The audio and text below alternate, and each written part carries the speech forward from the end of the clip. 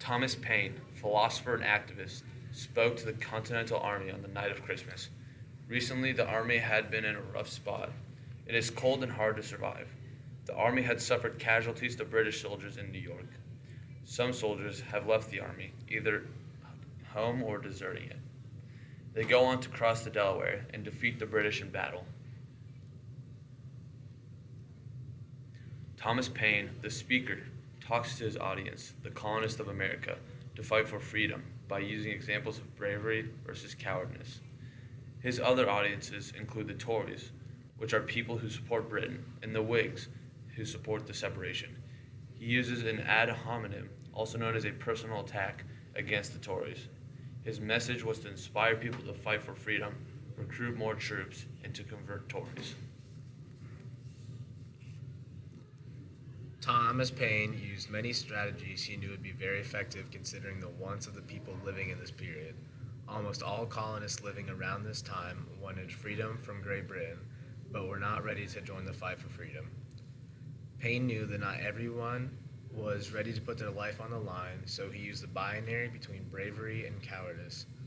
Paine also knew people wanted to start their own country, and to get everybody ready to start the new country and to put a sense of pride into people, he used fiery imagery which represented the nationalism in America.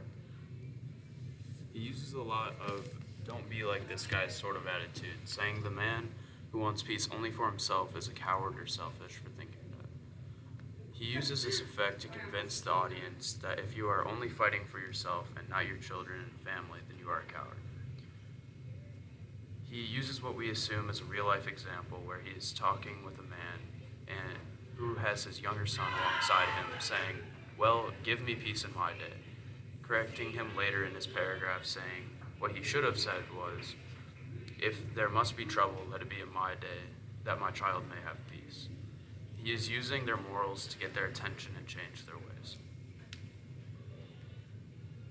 Paine uses descriptions of weakness to motivate troops to fight and to convert Tories to think more like Whigs. Paine gets the troops to think more confident, so they go into the battle thinking they are going to win.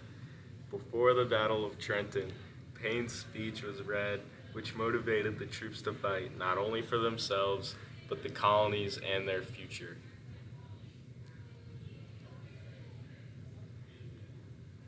The significance of this paragraph in Crisis Number 1 is very great because it inspires the soldiers to not be cowardly and that they can beat anyone and more. Paine says, quote, "America will never be happy till she gets clear of foreign domination," end quote. This motivates the troops to fight for the country and not just themselves.